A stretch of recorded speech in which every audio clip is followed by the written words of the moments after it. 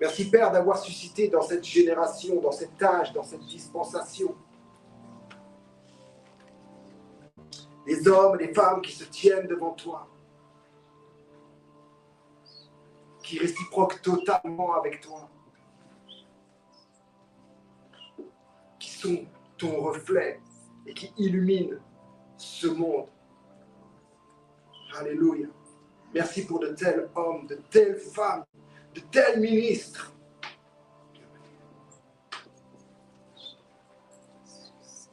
Merci à notre leader, celui que tu as tissé, préparé, l'apôtre Alain Léa, qui nous a fait confiance, qui nous a pris avec lui dans cette aventure, cette grande aventure.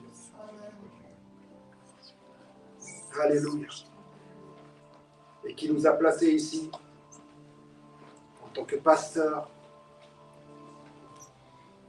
Nous te saluons depuis ici Genève. Nous te saluons là où tu te trouves, de l'autre côté de l'océan là-bas. Alléluia. Nous saluons aussi tous les ministres, la pasteur Christy, le prophète Yvan, les anciennes, Diana, Christelle. Nous saluons tous les arrivants et arrivantes, l'homme de Dieu, le pasteur Karl, ainsi que la fille de Dieu, Nathalie, la fille de Dieu, alléluia, Chantal. Je vous salue tous au nom de Jésus-Christ. Soyez les bienvenus. Soyez les bienvenus. Sentez-vous bienvenus, à l'aise. Amen. Dans le Christ. Amen. Amen. Nous sommes toutes et tous inclus. Amen. Amen. Amen. Amen, amen. Je vais vous asseoir. Alléluia. Bienvenue. Merci. Très honoré de votre présence, de la vôtre et de toute présence sur le réseau, sur YouTube, sur toutes les plateformes. Honoré de nous tenir devant vous ce matin, cet après-midi, ce jour, pour partager ce que Dieu a mis sur notre cœur.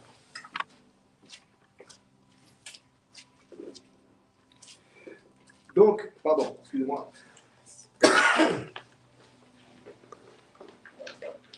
Nous sommes aujourd'hui, depuis quelques jours déjà, en train de voir ou de revoir les fondamentaux de la Bible.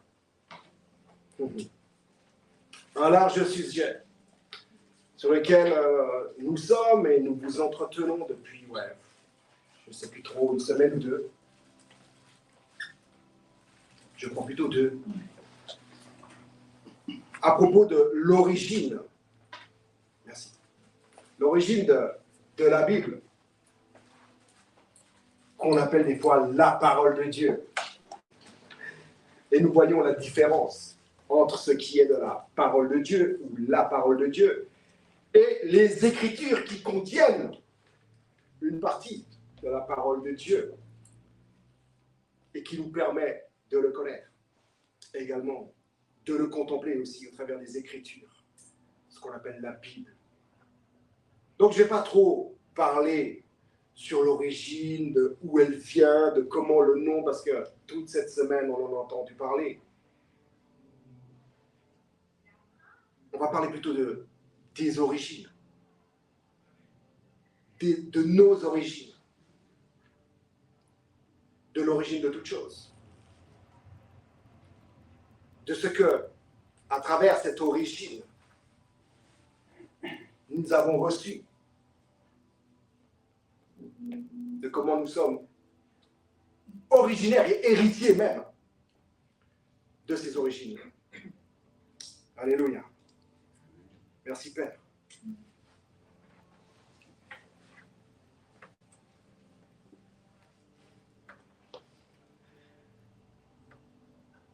Nous connaissons tous dans la Bible l'évangile de Jean, en tous les cas les personnes présentes ici, je sais que nous connaissons tous cet évangile particulier.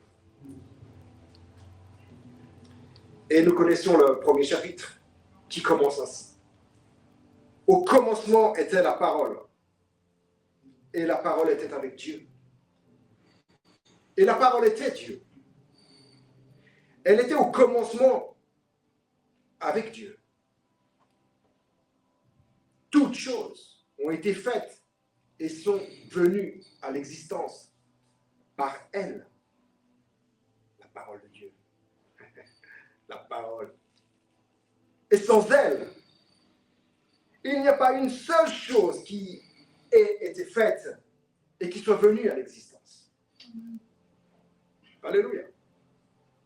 Et nous voyons que l'apôtre, le disciple que Jésus aimait, comme il a aimé à l'écrire dans son évangile, l'apôtre Jean, met l'emphase sur quelque chose, ou plutôt une personne qui est dès l'origine, qui existe avant toute éternité.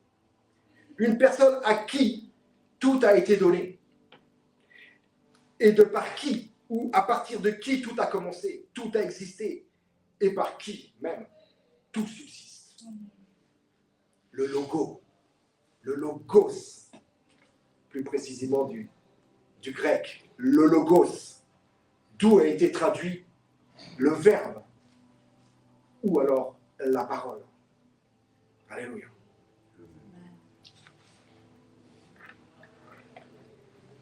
La parole de Dieu, le logos, le verbe, le Fils unique qui procède du Père, la sagesse et la puissance en union avec Dieu, son Père, dans le Saint-Esprit. Elle était au commencement, coexistante avec Dieu. La parole, Christ, est l'expression, le rayonnement, le reflet de la gloire de la divinité invisible. Nous voyons ça dans Colossiens 1,19. En effet, Dieu a voulu que toute sa plénitude habite en lui, ou habitas en lui, selon les versions et les verbes utilisés, qu'on n'utilise plus aujourd'hui. Dieu le Père, Dieu le Fils, Dieu l'Esprit, les trois personnes de la Trinité, la plénitude de la divinité. Et en effet, elle a voulu que toute sa plénitude habite en lui. Alléluia. L'apôtre continue. L'évangéliste Jean. En elle était la vie. En elle était la vie. Et la vie était la lumière. De qui? Des hommes. Est-ce que dans ta Bible, en papier, ou en peau de bête, ou en papyrus à l'époque, est-ce que dans ces documents, ce document, il y a la vie, la lumière des hommes? Elle peut nous éclairer un peu, mais elle ne peut pas te donner la vie. Elle ne peut pas te sauver. Elle ne peut pas te guérir. Elle ne peut pas te nourrir. L'homme ne vivra pas seulement de peur, mais de toute la parole de Dieu. Ok, va manger ta Bible. Tu vas voir si tu seras bien nourri. C'est bien clair qu'il n'est pas question de la Bible en soi, à ce niveau-là. Et il n'y a pas 10 000 versions de la parole. Il n'y a pas 10 000 versions de Christ. Il n'y a pas 10 000 versions du Fils, n'est-ce pas? Il y a un seul, un unique. Amen. Alléluia. Amen. Et ce même Fils a dit, mangez-moi. Il est question de lui. Buvez-moi. Il est question de lui. De vie. Et de vie éternelle. Alléluia. Elle était la vie et la vie était la lumière des hommes. Et nous voyons bien que la vie et la lumière proviennent toutes deux d'une même source. La parole de Dieu. La lumière brille dans les ténèbres et les ténèbres ne l'ont pas comprise. Ne l'ont pas comprise. Ça, c'est une version anglaise que j'ai grâce à l'IA traduite. Soyons humbles. La lumière brille dans les ténèbres et les ténèbres ne l'ont pas comprise. Pas comprise. Combien de fois, nous, on ne se comprend pas. On dit une chose et l'autre comprend une autre. Tu dis vert, l'autre il comprend bleu et il te répond jaune. Souvent. Et ça fait des drapeaux sur les nations. Bref.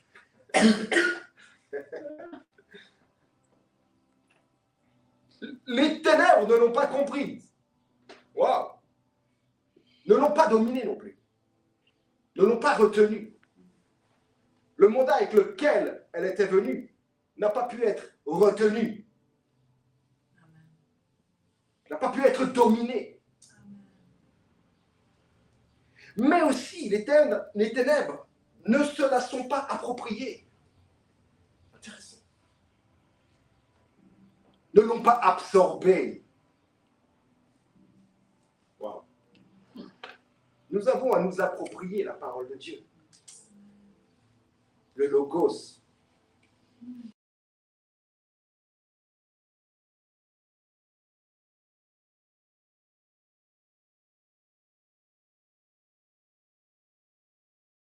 C'est fait. Et nous l'avons compris. Et c'est par la grâce de Dieu que nous sommes ce que nous sommes, des enfants de Dieu, adoptés dans cette génération, dans ce temps, par Jésus-Christ notre Seigneur. C'est la volonté de Dieu. Il dit même que les ténèbres n'y ont pas été sensibles. Mais de quelles ténèbres s'agit-il en vérité? Ténèbres, le domaine de Satan, le royaume. Entre guillemets. Entre guillemets. Les ténèbres indiquent un sérieux manque de lumière, n'est-ce pas?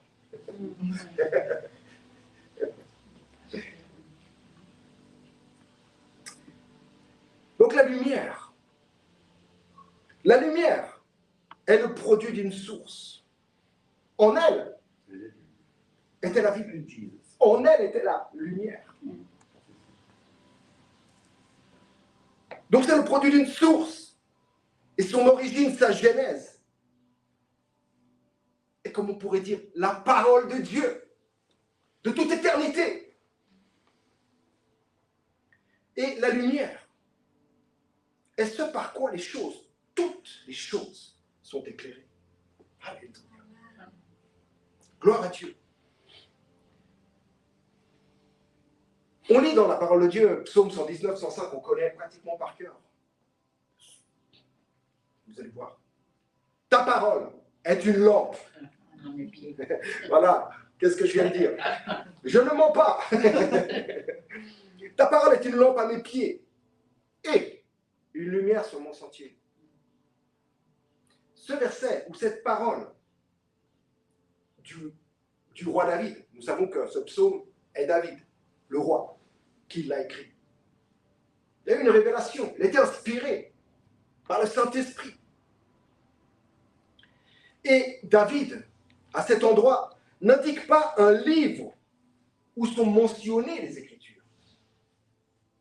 Il ne dit pas, tiens, voilà la Bible ou le rouleau du livre, il est à mes pieds sur mon sentier, il m'éclaire mon sentier.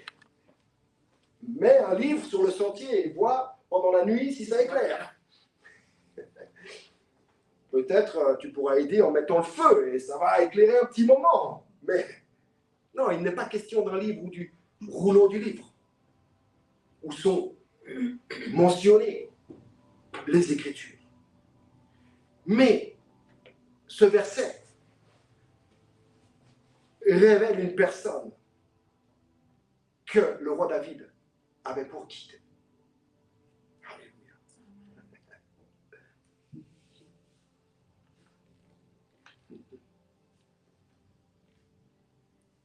Maintenant, un autre a écrit, tout bien donné et tout don parfait viennent d'en haut. N'est-ce pas? L'évangile, oui. La lettre de Jacques, 1,17, pour la rêve. Tout bien donné et tout don parfait viennent d'en haut. Ils descendent du Père des Lumières. Au pluriel. En qui il n'y a ni variation, ni ombre, ni éclipse. Variation, dans ce sens, c'est il n'y a pas d'éclipse. Il n'y a rien qui fait varier cette lumière. Lumière est, et elle est claire. Car il est parfait et ne change jamais. Alléluia. Et alors, quel est ce bien et ce don parfait qui nous est donné? Tout bien donné. Tout bien donné. Donc, le Père des Lumières, bien. Oula, je vais boire un coup. Voilà. De l'eau, je vous rassure.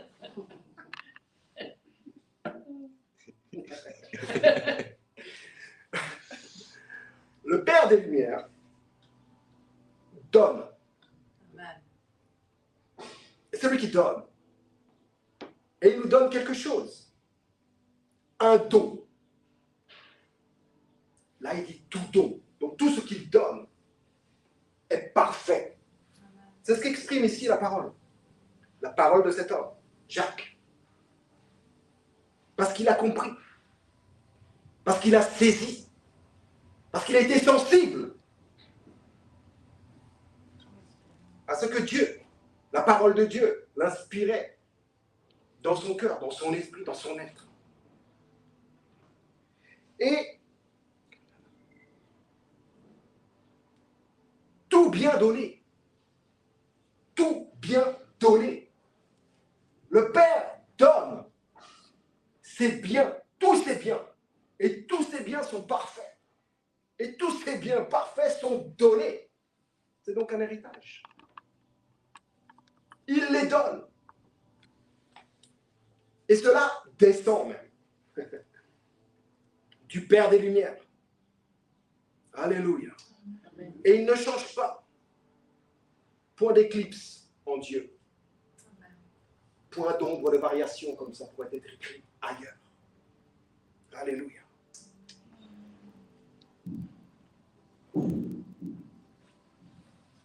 Un autre disciple, toujours Jean, Jacques, Jean, ils étaient ensemble, se connaissent, hein.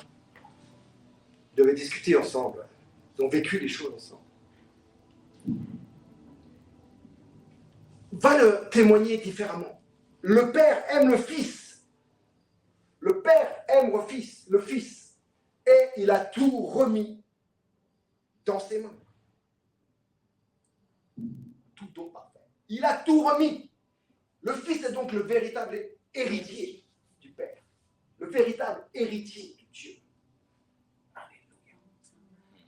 Et si vous lisez un peu, je crois que c'est dans l'évangile de Matthieu, lorsque Jésus, le Verbe qui s'est incarné, je crois qu'il est au temple et qu'il parle à une partie du peuple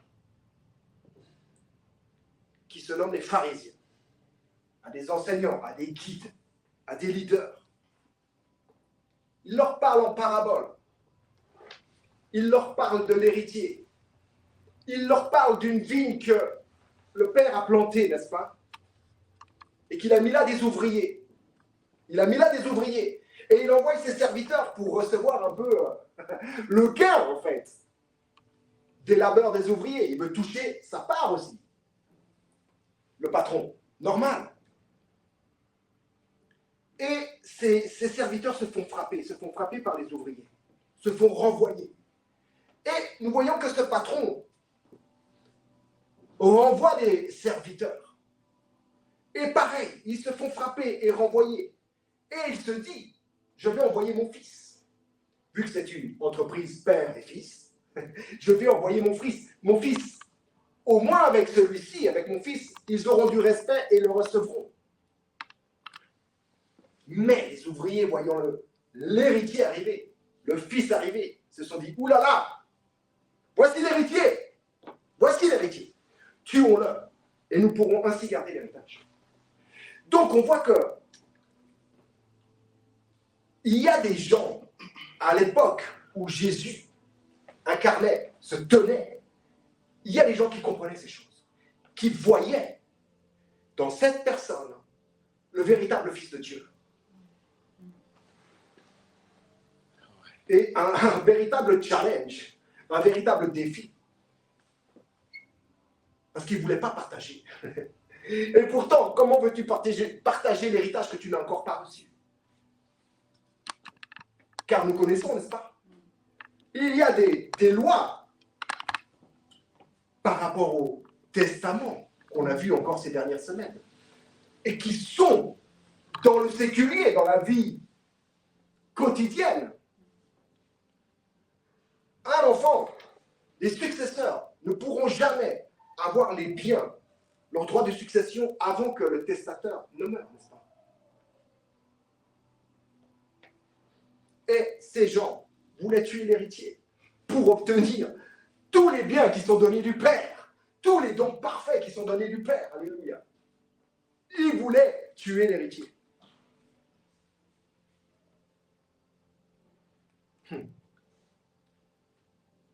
C'est là où on comprend les ténèbres, en fait. Les ténèbres ne l'ont pas accueilli, n'ont pas été sensibles. Ils ont voulu dominer cette lumière. Ils ont voulu dominer ce Fils. Ils ont voulu dominer ce véritable héritier. Mais ils n'ont pas réussi. Même quand ils auraient cru en avoir terminé avec. Non. Les tombeaux, même à Jérusalem, se sont ouverts au jour de la crucifixion. Nul ne peut en finir avec celui qui est éternel. Amen. Matthieu 4,16 nous indique quelque chose des ténèbres, de l'ombre. En fait, je parle d'ombre et de lumière aujourd'hui. Je parle, on pourrait dire, entre guillemets, de l'ancien et du nouveau. Du vide sans forme et du rempli, formé. Le peuple qui était assis dans les ténèbres a vu une grande lumière. Ouais, le Verbe s'est incarné. La parole s'est faite chair, elle est venue chez les siens.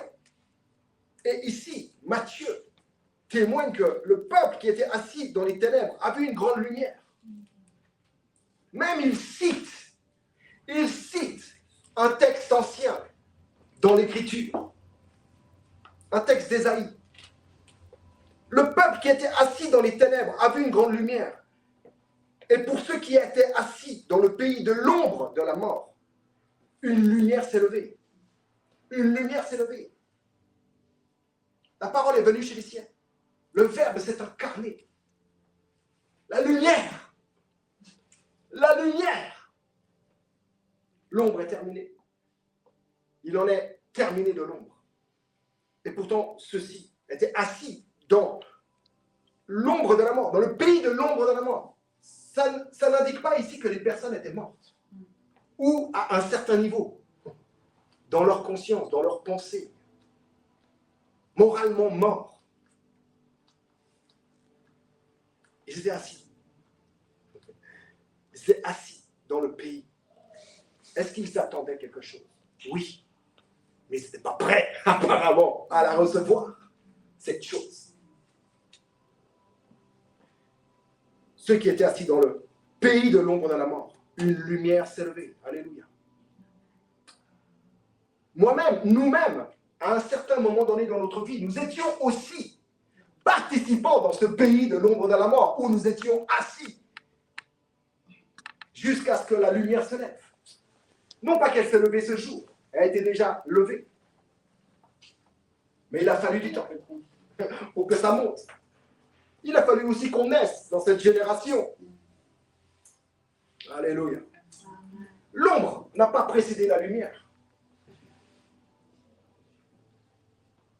Notre foi n'a pas précédé le salut. Si on peut le dire comme ça. L'ombre, qu'est-ce que c'est l'ombre?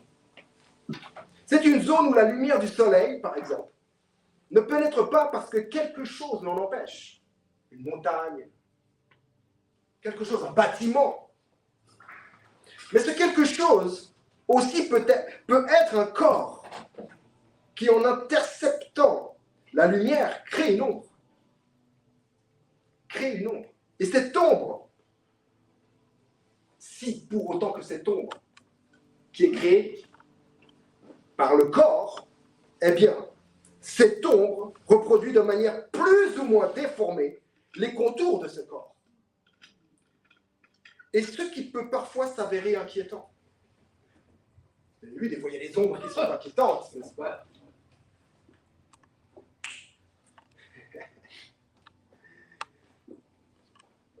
Donc, il y a un corps qui empêche, d'une certaine manière, à ce que les rayons de la lumière s'exercent sur une surface, dite, on va dire, la Terre. Ce qui veut dire que cette Terre est dans l'ombre de quelque chose. Wow. On va y venir, gentiment. On va y venir. Juste, j'ai cherché dans le dictionnaire, en vérité, ce qu'est l'ombre. C'est ce qu'elle en dit. Elle parle même d'un ombre, elle parle même d'un corps opaque. Et j'ai regardé même dans le dictionnaire des synonymes de opaque. Un des synonymes d'opaque, c'est inquiétant. Et c'est vrai que quand tu lis dans l'Ancien Testament, ces gens qui étaient assis dans l'ombre, dans le pays de l'ombre de la mort, lorsqu'ils cherchaient Dieu, et qu'ils ne voyaient qu'une ombre, qu'ils étaient dans l'ombre, qu'ils cherchaient cette lumière, mais ils étaient dans l'ombre, quelque chose empêchait. C'était inquiétant.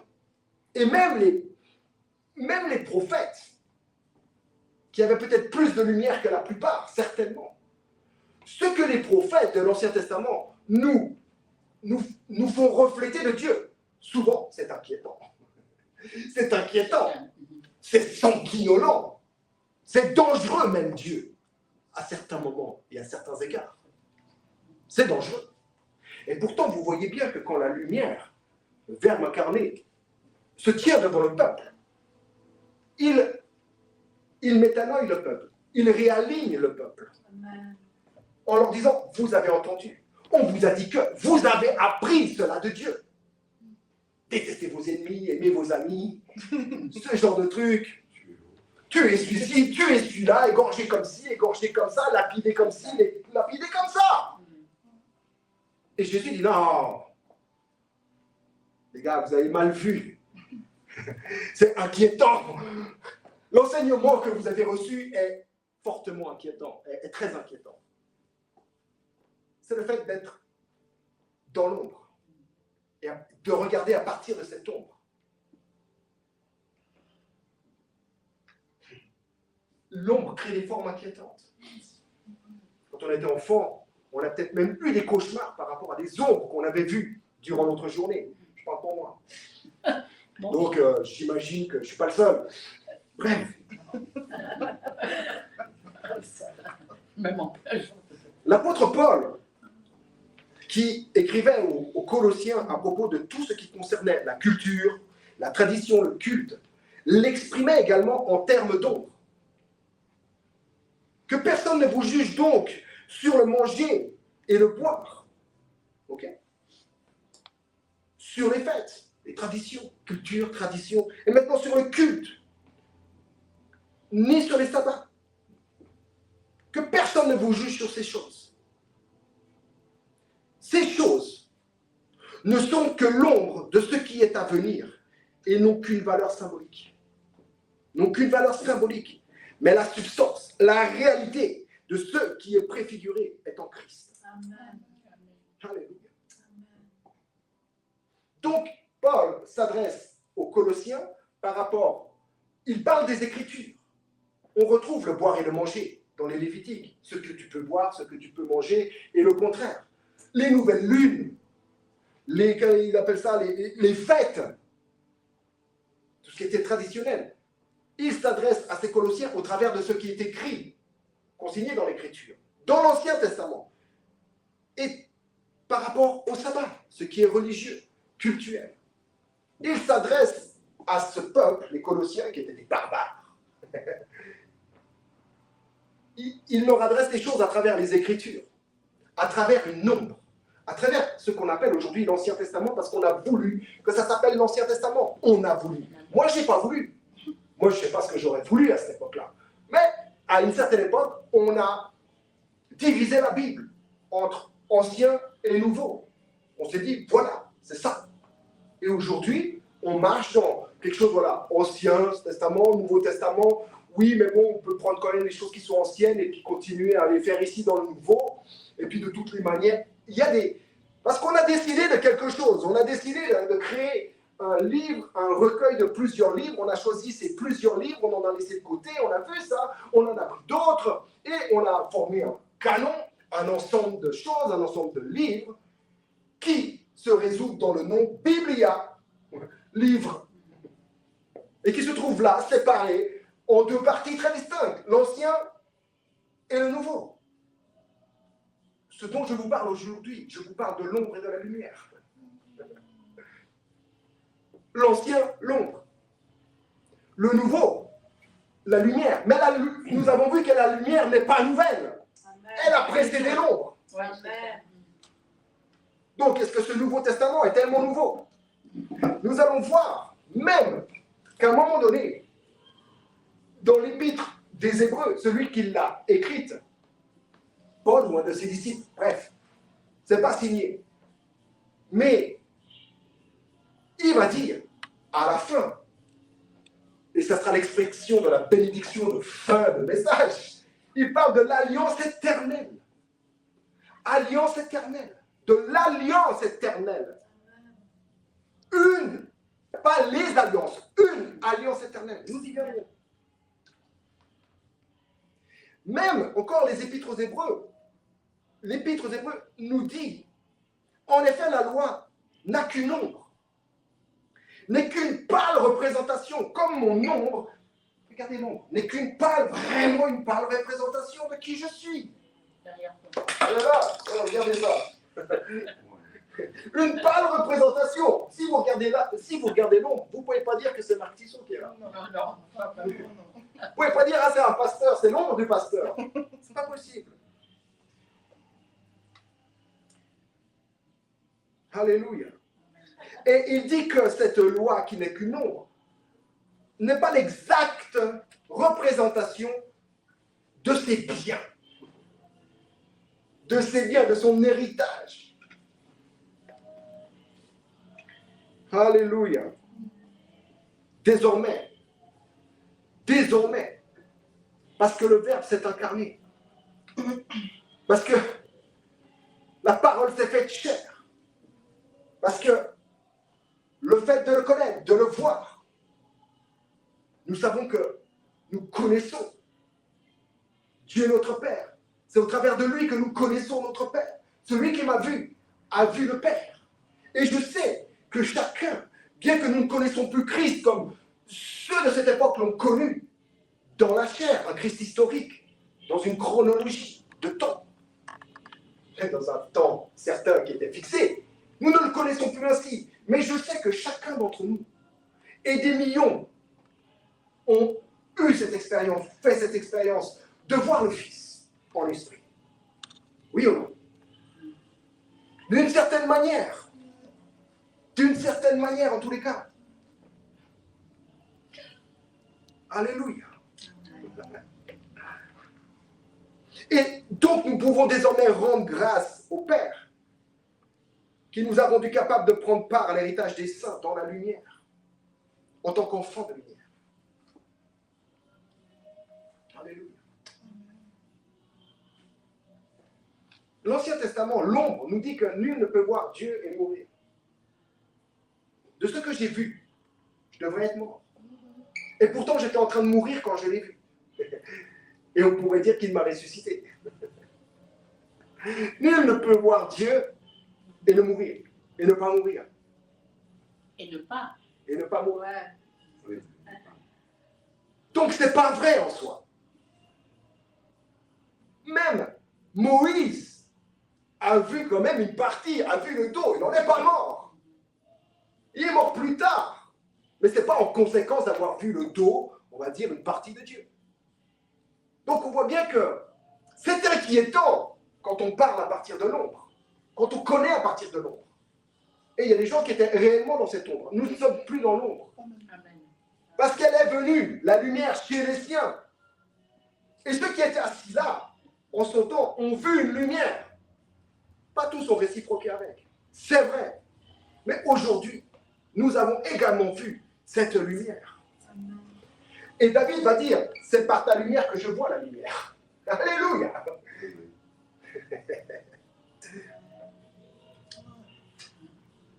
En voyant la lumière, tu deviens directement lumière. Parce que tu es déjà. Parce que cela, cette parole a déjà précédé ta vie. Mais lorsque Dieu te fait grâce et qu'il plaît à ton Père de te révéler son Fils en toi, alors tu deviens enfant de lumière directement, héritier. Non pas que, ah c'est super, c'est maintenant. Tu l'étais déjà. Mais maintenant, tu es sensible à ça. Tu connais et tu es. Et tu peux désormais rendre grâce au Père qui t'a rendu capable de prendre part à l'héritage des saints dans la lumière, en tant qu'enfant de lumière. Alléluia. Encore une fois, dans les ombres où tu te trouvais avant, non pas précéder la lumière qui est venue éclairer ton ombre, éclairer ton pays où tu étais assis.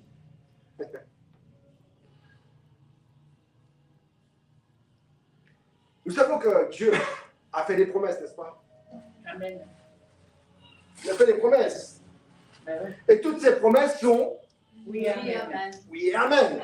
C'est oui et je signe. C'est oui et c'est signé. Amen. Quand tu dis amen, tu signes quelque part. Tu attestes le fait de ce qui a été dit. Et ce qui a été dit, c'est oui, je signe. Amen, c'est signé. Et même le Seigneur dit oui et signe. Persiste et signe, comme on dit. Donc la promesse du Seigneur était qu'il se donne lui-même. Vous pouvez lire ça dans 1 Timothée 2, versets 5 et 6. Il s'est donné. Il est le seul qui ait fait la médiation.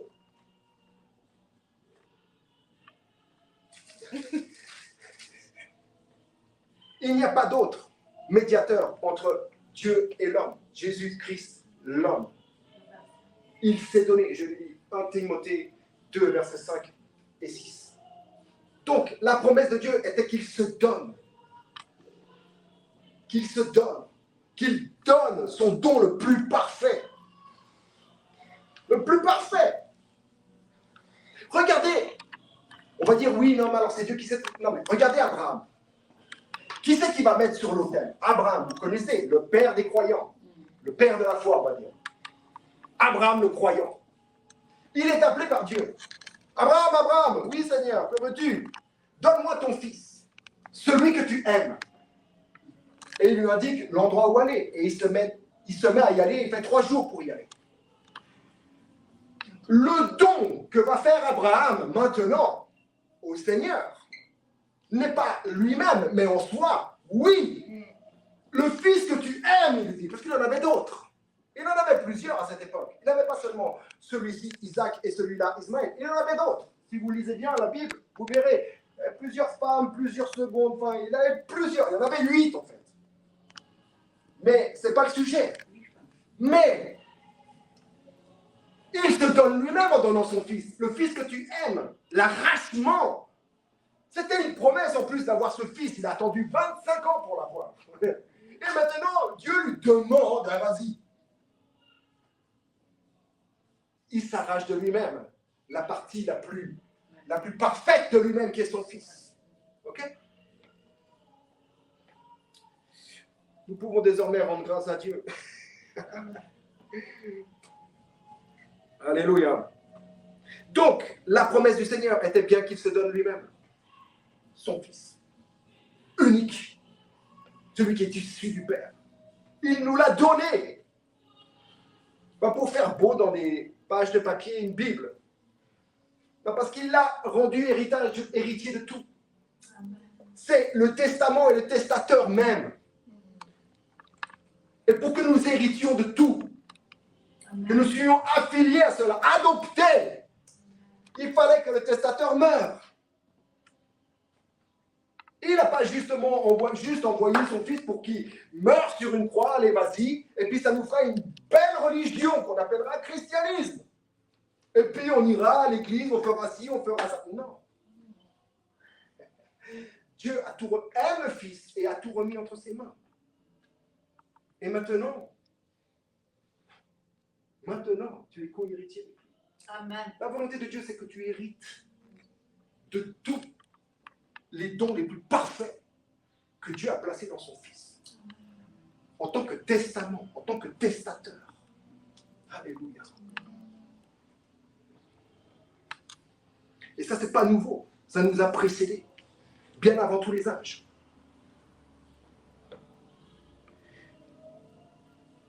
Alléluia. Il est désormais la bénédiction dans laquelle tu te trouves. Tu es béni de toutes les bénédictions spirituelles dans les lieux célestes en Christ. Dieu t'a béni. Il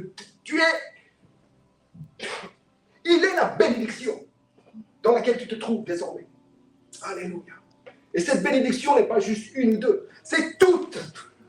C'est toute à tous les niveaux. La lumière, la vie, la droiture, la justice, la sagesse, tout, la sainteté, tout ce que tu peux mettre là-bas. Tout. Le fruit que produit la lumière consiste en toute bonté, justice et vérité. Éphésiens 5, verset 9. Quelle gloire. Et ce qui est fait n'est plus à faire.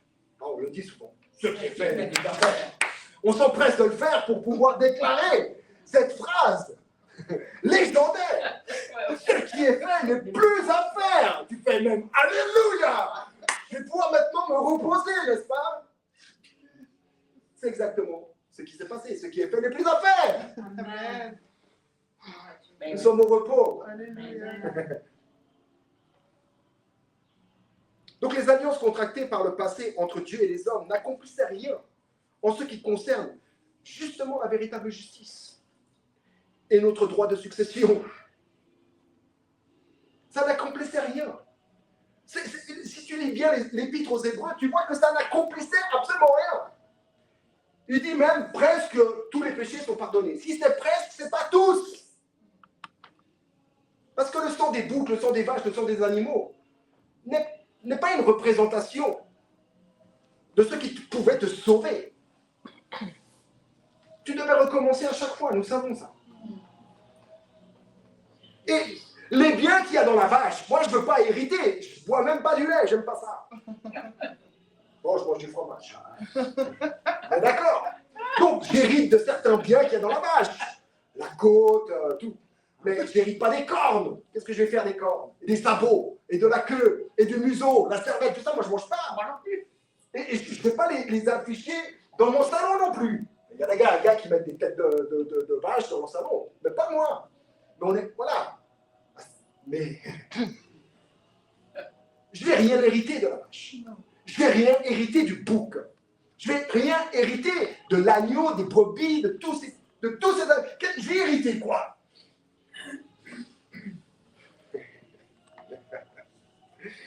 Des choses pas terribles.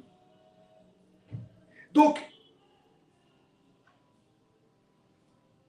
l'Ancien Testament, en soi, était simplement des alliances qui étaient contractées entre Dieu et les hommes pour un certain temps.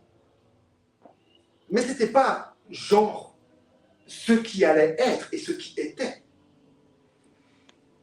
C'était pour permettre au peuple, aux gens, d'être et d'annoncer quelque chose qui était et qui allait venir. Mais ça n'accomplissait rien d'autre. Ça n'accomplissait rien d'autre.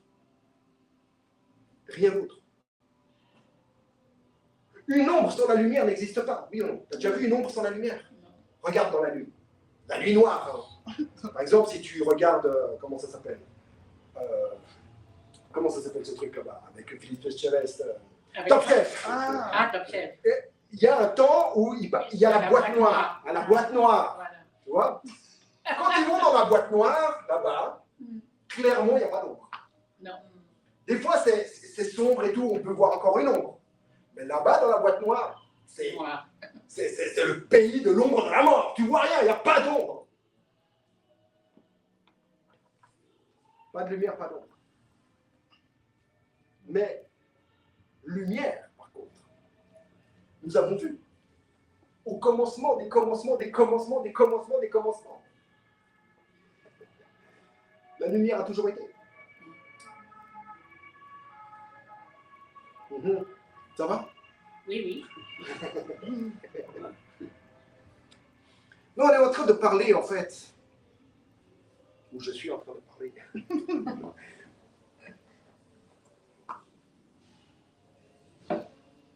À propos de ces divisions qui sont dans la Bible. L'Ancien et le Nouveau. Et qu'on s'est fait pas mal d'idées par rapport à cela, en fait. Beaucoup d'idées. Beaucoup trop d'idées par rapport à cela.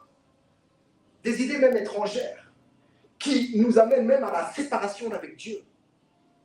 Parce qu'on voit, oui, c'est tout grâce, mais tout d'un coup, là, tu vas dans le Nouveau Testament, maintenant tu lis, c'est facile, tu fais comme ça, et puis là, il y a des condamnations, et puis là, tu arrives, Romains 8, 2, il n'y a plus de condamnation, seulement pour ceux qui sont en Jésus-Christ.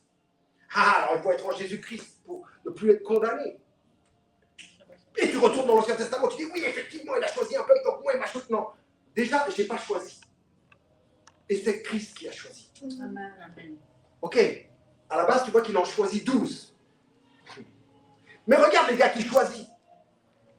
Un d'entre vous est un diable. Donc, le choix de Dieu, l'élection de Dieu, n'est pas sur des rois. Oui, tu me diras, David était un roi, mais regarde d'où il l'a pris. Des crottes de bique là-bas. Et même sa famille l'avait rejeté. Personne ne voulait qu'il soit oint par Samuel, n'est-ce pas? Non. Regardez le choix de Dieu. Il regarde au cœur, il dit. Il regarde au cœur. Ok? Et que dit Jérémie alors du cœur? Le cœur de l'homme. Amen. Je signe parce que c'est écrit. Il est sans cure. Il est sans guérison. Donc il a choisi le cœur. Il voit au cœur. Et qu'est-ce qu'il voit quand il voit au cœur? S'il regarde juste au cœur des hommes, des humains, il voit quelque chose de très tortueux. Et pourtant, il nous a choisis. Et pourtant, il a envoyé son fils. L'héritier, le véritable, afin que tous nous puissions hériter.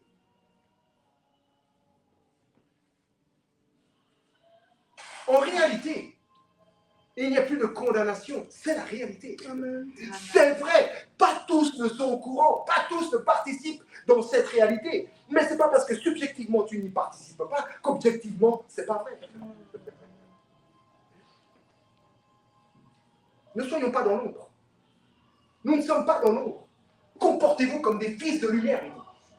Ne participez plus à l'ombre. Alors évidemment, il y a toute une liste. Et puis si tu prends la liste, ça je fais plus, ça je fais plus, ça je fais encore. Je suis pas un fils de lumière alors. Mais là je fais plus, mais là je me rattrape parce que là je fais, donc je suis 3/4 lumière. Non, nous sommes des fils de lumière. Parce que je vois la lumière. C'est par la lumière que je vois la lumière. Nous sommes des fils de lumière. Amen. On progresse dans notre participation, c'est vrai. Amen. Mais si Dieu, en regardant à ton cœur, a vu un cœur tortueux, mais qui t'a choisi, il a plu à ton Père, à Dieu ton Père, de te révéler son Fils. Alors comment tu pourrais dire maintenant, non, ceux-là, ils sont dans l'ombre de la mort et tout, il faut encore qu'ils fassent ci, ça, l'autre. Alors s'il m'a choisi moi, alors si je parle que de moi, s'il m'a choisi moi, que je sais quoi je faisais, que je savais qui j'étais sans savoir qui j'étais réellement, et s'il m'a choisi moi, alors je peux vous dire, pasteur, Ouais. il nous a tous choisis. Amen. Pour être ses héritiers, Amen. ses dignes successeurs. Alléluia. Amen. Gloire à Dieu. C'est pas moi qui me suis rendu capable à prendre part à l'héritage des saints, dans la lumière. Moi, j'étais assis dans l'ombre de la mort. Il m'a rendu capable, il t'a rendu capable, il nous a rendu capables, tous. Amen. Alléluia.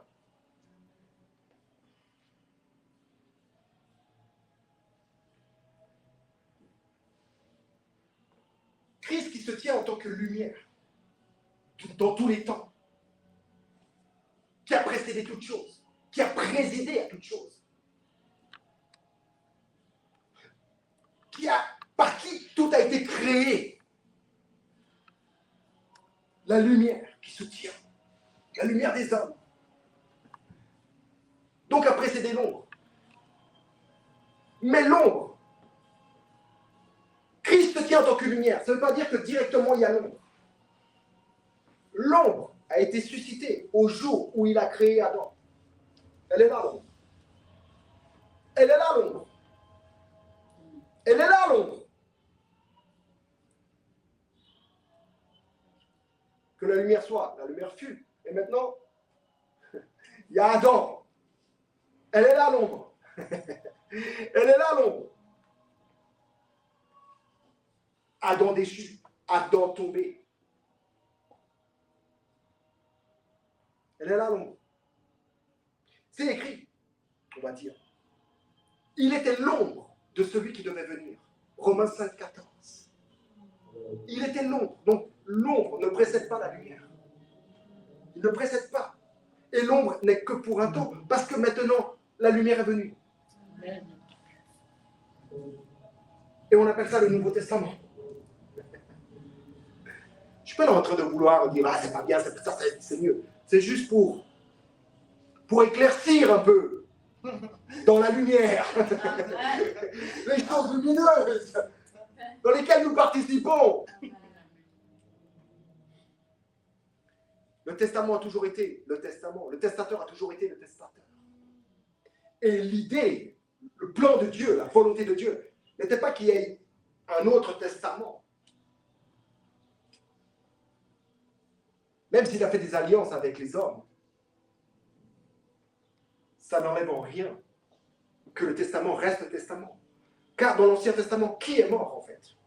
Les animaux sont morts. Il faut que le testateur soit mort. On a vu ça.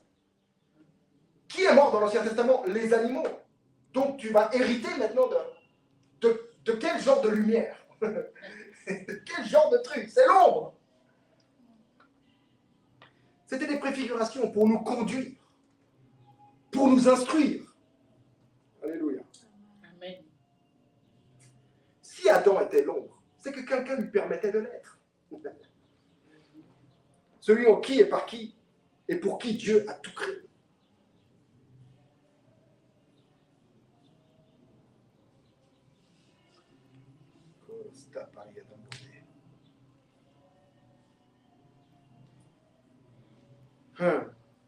Ok.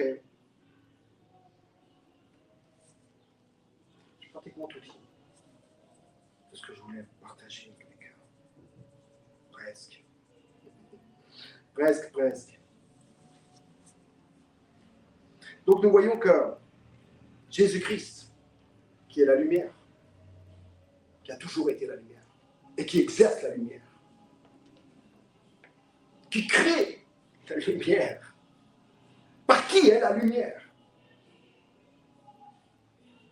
est le véritable testateur, le véritable testateur et le véritable testament. Et parce qu'il l'est, nous sommes ses véritables héritiers.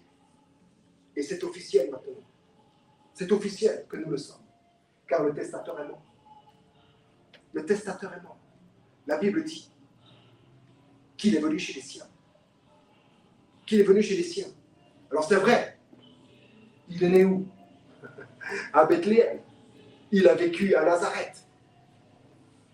Et on va dire que le lieu de son ministère, en tout cas la base, c'était Capernaum. Ok, il est né en Israël. Les siens ne sont pas Israël. Ce n'est pas pour autant que les siens s'arrêtent à Israël, les Israélites. Il est venu chez les siens.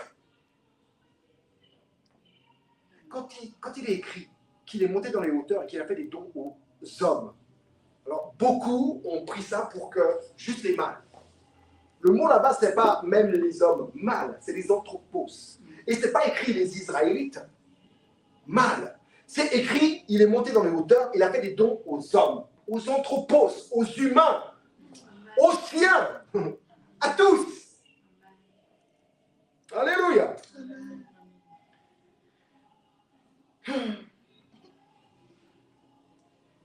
Dieu ne nous considère pas comme potentiellement héritiers. Ça, souvent, j'ai entendu dans les églises, et je me suis peut-être même entendu le dire moi-même, il est potentiellement sauvé. Donc on va aller évangéliser, on va sortir parce qu'il y a des gens potentiellement sauvés qui peuvent potentiellement accueillir le salut. Ok, ça c'est notre langage, c'est notre manière de penser et de faire parfois. Ok. C'est dans la subjectivité dans laquelle nous manifestons des choses. Mais l'objectivité de Dieu, c'est que Dieu ne nous considère pas comme potentiellement héritiers. Que tu devrais peut-être même encore faire quelque chose qui lui soit agréable pour le devenir. Non. Chaque individu, il le considère comme héritier à part entière. À part entière. C'est la bonne nouvelle. Parce que si tu mets autre chose dans la bonne nouvelle, et que tu es potentiellement héritier, que tu devrais encore mériter quelque chose, démontrer quelque chose pour le devenir, alors ce n'est pas la bonne nouvelle. Tu peux mettre ça dans, tu peux mettre ça dans toutes les nouvelles qu'on reçoit tous les jours, à la télé, dans les médias, partout. Ce n'est pas des bonnes nouvelles. Des fois, il y a une bonne nouvelle, la Suisse s'est qualifiée pour les quarts de finale. Voilà. La mauvaise nouvelle, elle a été éliminée après. Donc voilà, tu peux... Si tu es juste potentiellement héritier, tu peux mettre tout ça là-bas, dans l'ombre. Dans l'ombre. Mais ce n'est pas le cas.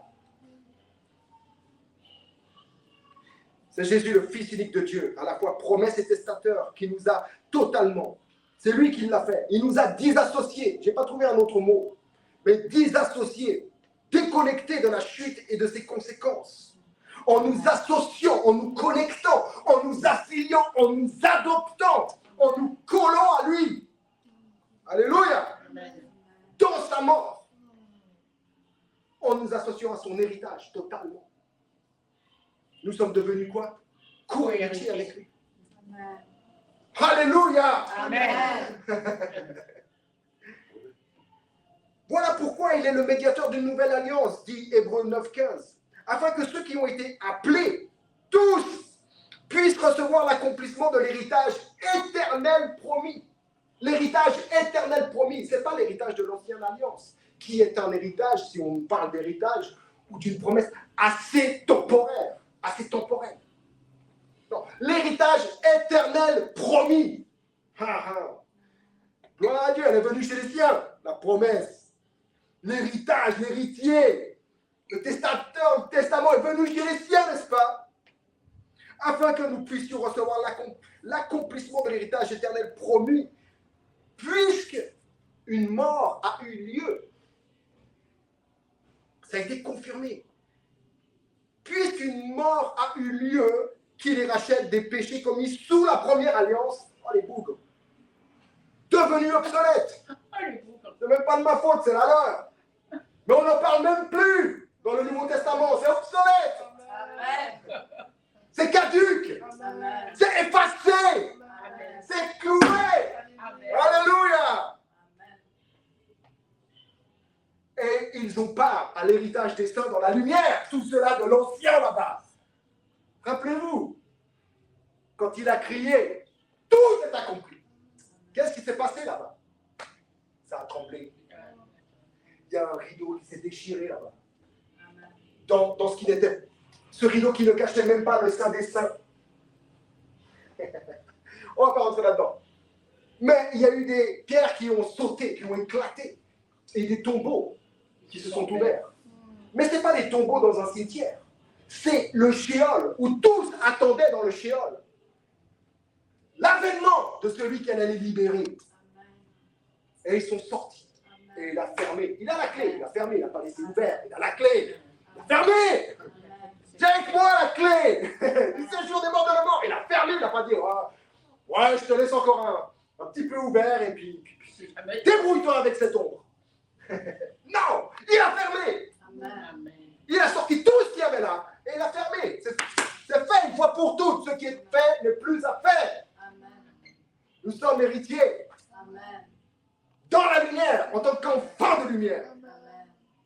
Alléluia. Amen. Je ne suis pas l'ombre de moi-même. Je suis la lumière. Je suis la lumière de qui est la lumière. Parce qu'en voyant, c'est en voyant la lumière que je connais la lumière. Et maintenant, je connais qui je suis. Je commence à connaître qui je suis. Alléluia. Personne avant lui, personne après lui n'a été qualifié pour une telle œuvre. Personne. Ni Moïse, ni Abraham, ni Noé, ni les David, ni les Salomon, ni je ne sais qui, ni Paul, ni les Pierre, ni moi, ni toi, ni personne n'a été qualifié pour une telle œuvre. Personne. Jésus-Christ est tout en tous et en lui, il y a tout de Dieu. Rien ne manque. Rien ne manque. Que dit le psaume 23? L'Éternel est mon berger. On va voir. Rien ne me manque. Dieu le Père l'a qualifié pour nous ramener à la vie, car nous étions morts dans nos propres consciences, dans nos propres pensées. C'est par lui qu'il nous a rendus capables, encore une fois, de prendre part à l'héritage des saints dans la lumière, dans sa lumière. Alléluia. Dans sa lumière. Et dans sa lumière, je suis lumière. Jésus dit, vous êtes, n'est-ce pas? Vous êtes la lumière. Il ne dit pas tu vas le devenir ou fais quelque chose pour le devenir. Si encore tu tapes les nouvelles lunes et les fêtes et tu manges pas ci, tu manges pas ça, tu tapes encore des sabbats, là tu seras lumière. Non. Il a dit à ce peuple qui était assis dans l'ombre de la mort, dans le pays de l'ombre de la mort, assis, donc tu n'as jamais vu un mort assis, enterré assis. Non, ils sont assis, c'est-à-dire qu'ils sont vivants. Ils sont dans une certaine position, en tout cas une position de vivant. Et il a dit à ceux-ci, vous êtes la lumière du monde. Parce que je le suis moi-même. Et qu'elle est venue chez les siens. Alléluia. Donc que le Dieu de paix, qui a ressuscité d'entre les morts notre Seigneur Jésus, le grand berger, le grand pasteur des brebis, par le sang qui a scellé et ratifié l'alliance éternelle. Le sang des brebis qui a ratifié, pas par le sang des brebis, non, par son sang. Je voulais voir si vous suiviez. On n'a pas le temps, on n'a pas le temps. Par le sang qui a scellé et ratifié l'alliance éternelle. Je vous ai dit tout à l'heure, on y viendrait. L'alliance éternelle. C'est pas marqué les alliances éternelles. Il n'y en a pas plusieurs. L'alliance éternelle. Nouveau Testament, on a vu, Testament, c'est aussi alliance, c'est aussi pacte. Qui a scellé le testament éternel. Qui l'a scellé, ratifié. C'est-à-dire qu'il y a eu mort et nous sommes successeurs. Droit de succession, nous sommes enfants qui prenons part. Grâce à Dieu, nous sommes ce que nous sommes. Alléluia. Donc, que Dieu nous munisse de tout ce qui est bon pour l'accomplissement de sa volonté. Et il le fait. Et nous rende complets et parfaits comme nous devons l'être. Et il le fait et c'est en cours. Alléluia. Amen. Accomplissant en nous. Accomplissant en nous. Il accomplit en nous. C'est lui qui accomplit. C'est lui l'accomplissement et maintenant il accomplit en nous. Alléluia. Toutes ces choses que je viens de citer. Il accomplit en nous. Il nous rend complets. Il nous munit de tout ce qui est bon pour l'accomplissement de sa volonté. Et c'est lui qui l'accomplit en nous. Alléluia. Amen. Accomplissant en nous ce qui est agréable à ses yeux. Tu es agréable à ses yeux parce qu'il l'accomplit en toi. Sans que tu aies à forcer les traits. Gloire à Dieu. Alléluia. Et c'est par Jésus-Christ. C'est par Jésus-Christ. À qui soit la gloire dans les siècles des siècles. Amen. Amen. Amen. Amen.